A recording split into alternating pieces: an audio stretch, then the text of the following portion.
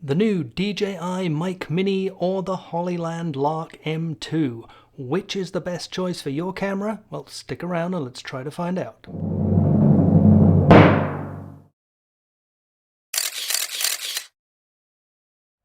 Just less than 1 year ago, Hollyland launched this guy, the Lark M2, a tiny microphone providing high-quality audio while being barely noticeable. And now DJI has finally responded with the latest product in its popular wireless microphone systems, the DJI Mic Mini. Well, today we're going to put these head to head and see which is the best wireless microphone choice for your camera. Now, I do emphasize cameras in this comparison test. Obviously, both of these wireless microphone systems are designed to work with cameras, smartphones, and other devices. But our focus today is on connecting the receiver using an analog audio cable, whether it's to your DSLR, mirrorless camera, compact camera, or even action camera. So there's a lot to cover, so I'll place the chapters up here and on the video timeline. But before we get started, the usual disclaimer. This video is not sponsored, paid for, or influenced in any way. I purchased all of the equipment with my own money and the opinions are entirely my own. And of course, if you enjoy the video today, please remember to give us a like and also consider subscribing to our channel for a lot more similar content. So let's get on with it.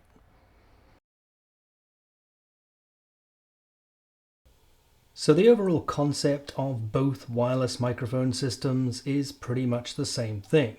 You have two transmitters and a single receiver, all housed within a battery case which keeps them charged and ready at all times and can even charge all three components multiple times over.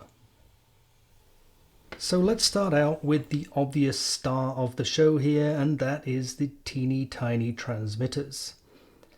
Now, Hollyland has opted for a round button style, whereas DJI has opted for a more squared off design.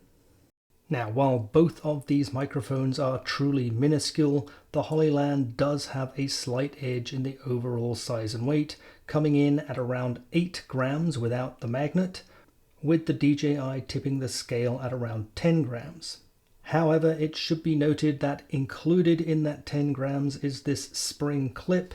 If you want to use a spring clip with the Hollyland, that has to be added separately. It is included with the kit, but it does increase the overall weight to 12 grams. When it comes to operation, the Hollyland relies on a single button for powering on and off the microphone, pairing and turning noise cancellation on and off.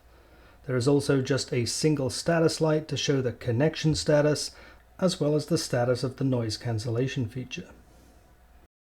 The DJI, on the other hand, has two buttons, one for powering on and off and also enabling and disabling noise cancellation, and a separate pairing button. There is also a status light together with these buttons showing the connection status, and on the opposite side there is another status lamp that shows when noise cancellation is turned on or off. So overall, both microphones have pretty much identical functionality. They're both extremely small and discreet, although I will say that DJI's decision to place the status lights on the sides of the microphone was a better idea than placing it on the front as it is on the Hollyland, which can be quite distracting and, unlike the DJI, cannot be disabled. Now, when it comes to the wind protectors, in the case of Hollyland, this seems to have been something of an afterthought. The included wind protector is enormous, and the basic idea is that it swallows up the entire transmitter. Now, this can be pretty difficult to do and takes a little bit of time and practice.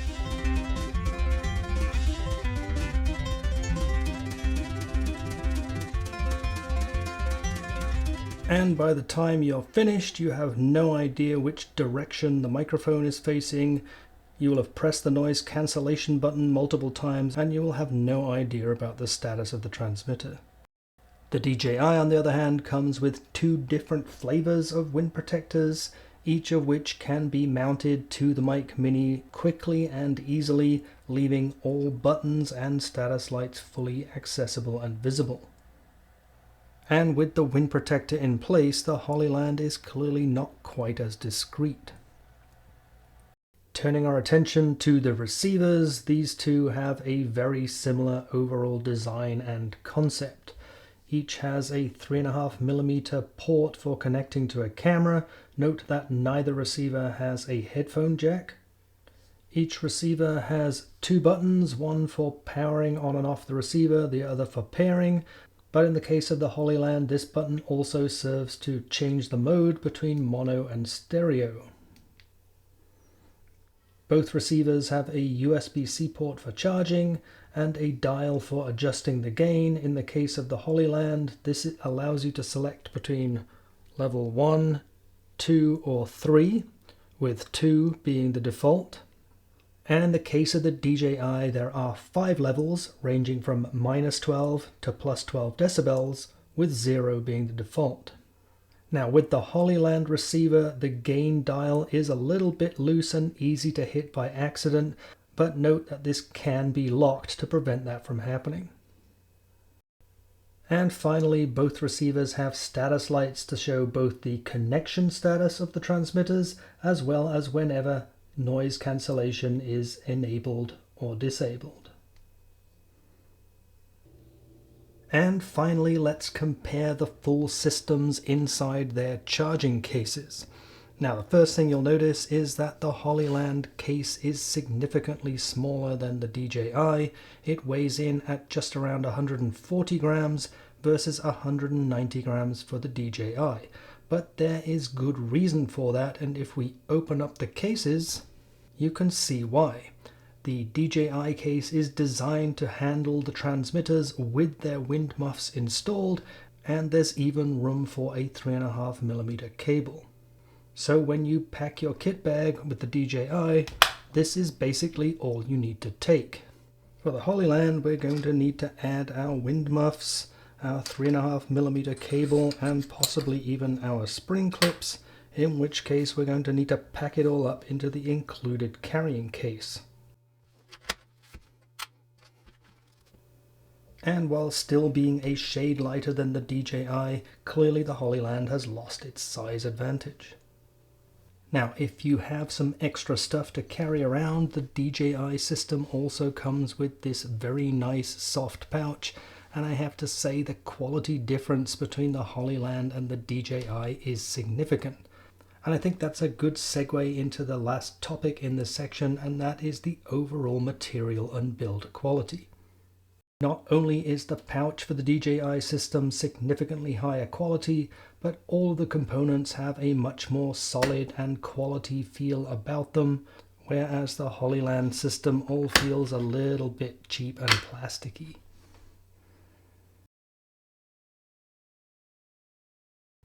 Now, when it comes to features and capabilities, obviously the two systems have a lot in common.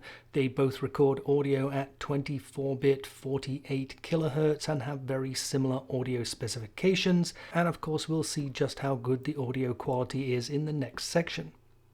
Now, when it comes to battery life, the DJI obviously being the newer system, they have raised the bar, offering slightly longer run times versus the Hollyland.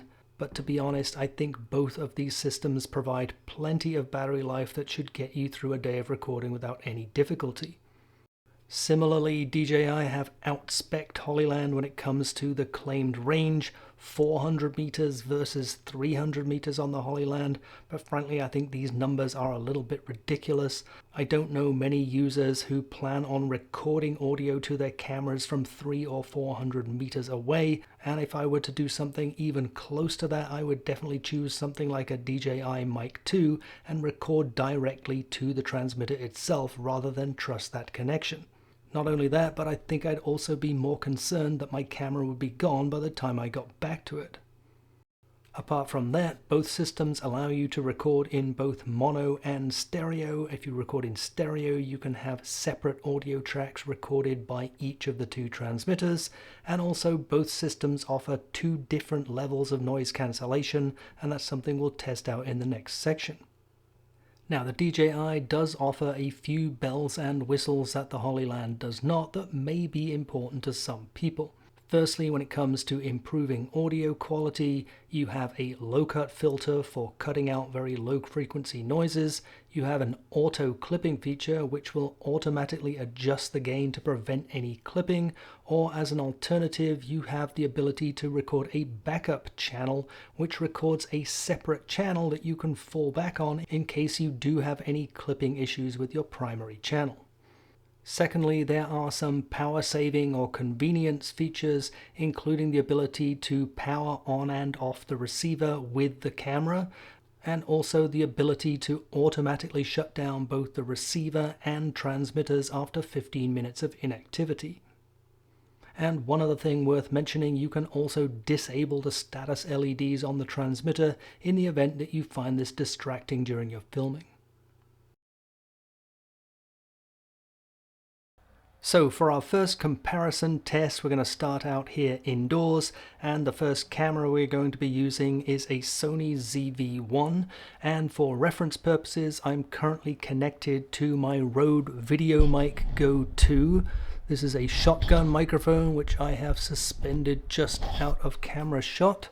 Now I have no special acoustic treatment in this room, but I find this microphone provides a pretty decent audio quality.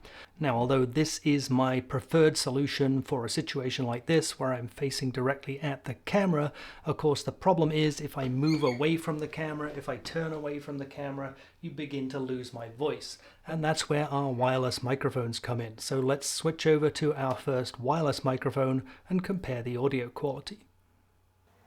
Okay, so now I have switched over to one of these wireless microphones. I won't tell you which just yet, so let's just say I've switched over to wireless microphone A. How is the audio quality on microphone A? How does it compare to my Rode shotgun microphone? Obviously, being a wireless microphone means I can move away from the camera, I can turn away from the camera, and that will not impact the sound of my voice. Okay, so much for microphone A. Let's switch over to microphone B and repeat the test. And now I have switched over to the other wireless microphone. We'll call it microphone B. How is the audio quality now on microphone B? How does it compare to microphone A or the shotgun microphone? And of course, just like microphone A, this is a wireless microphone, so I can move away from the camera, I can turn away from the camera, and you will still be able to hear my voice without any problem. Okay, so that's microphone B in an indoor environment. Let's take this outside and do some additional testing.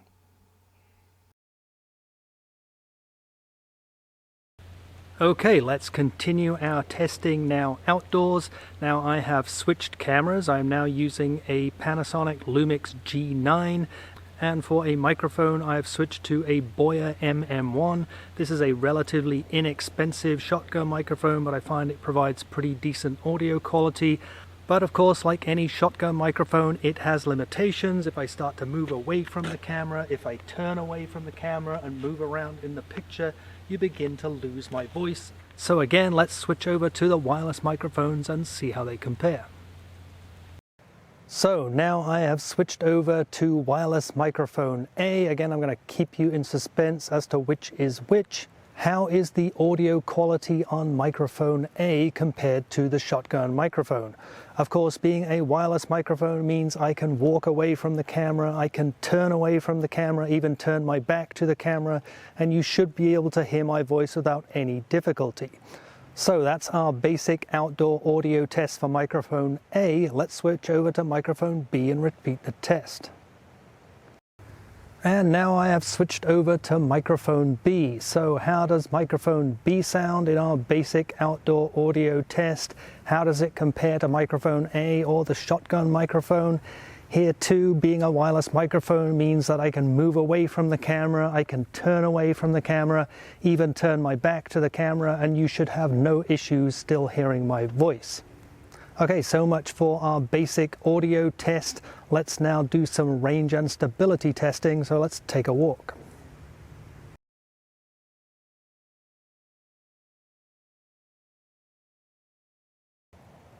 So now I'm around about 40 to 50 feet away from the camera. Now, as long as I maintain line of sight, there should be no issues regarding signal stability. However, that may change as I turn my back to the camera. Are you still able to hear me okay? Are you noticing any signal interruptions at all? Okay, so that is 50 feet using microphone A. Let's switch over to microphone B and repeat the test. And now at 50 feet using microphone B, how does this compare to microphone A? Are you noticing any difference in the audio quality or signal stability? How about if I turn away from the camera, turn my back to the camera? Are you noticing any issues at all? Are you still able to hear my voice without any interruptions? Okay, so much for 50 feet. Let's switch back over to microphone A and head up to 100 feet. And now at 100 feet using microphone A, how is the audio quality? Are you noticing any signal issues? How about if I turn away and turn my back to the camera? Are you still able to hear me clearly? Are you noticing any drops in the signal at all? Okay, that was a 100 feet using microphone A. Let's switch over to microphone B.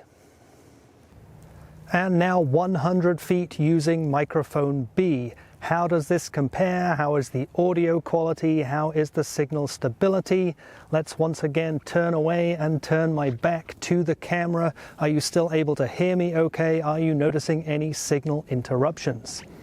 Okay, we are still well within the operating range of both of these microphones, but we'll do one last test at 150 feet.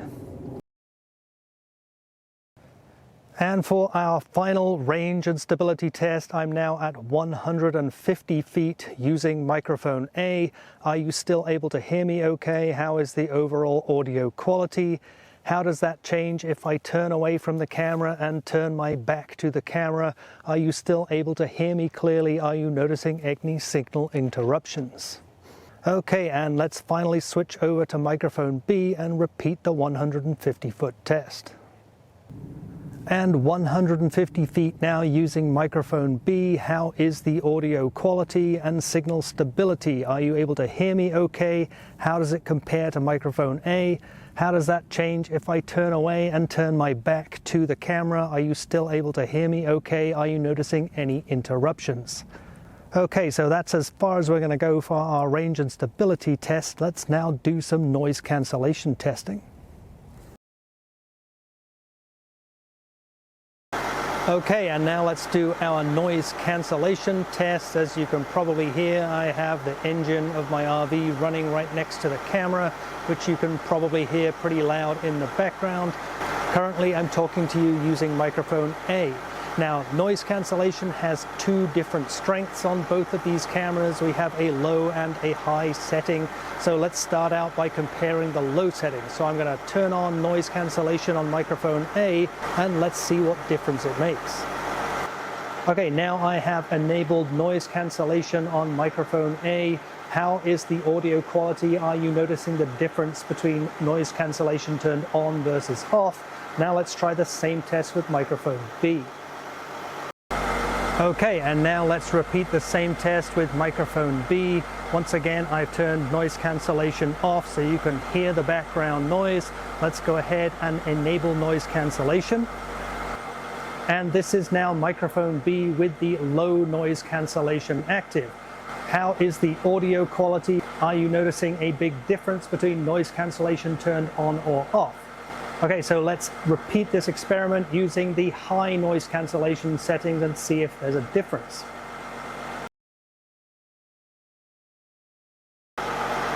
And now let's see how the strong or high cancellation setting works, starting with microphone A. Once again, I have noise cancellation currently turned off. Let's go ahead and turn it on. And now this is microphone A with noise cancellation turned on. Presumably the noise cancellation itself should be pretty obvious, but how does the audio quality compare now with the low setting? So let's switch to microphone B and repeat the test. And now let's test out the high noise cancellation setting on microphone B. Once again, I have disabled noise cancellation. Let's go ahead and turn it on again. And now microphone B with high noise cancellation enabled. How is the audio quality? How does it compare to microphone A? And also how does it compare to the low noise cancellation setting?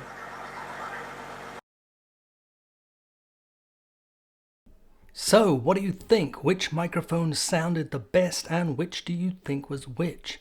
Well, having listened to these clips multiple times over, including using headphones, I have to say that I can barely tell the difference between the two.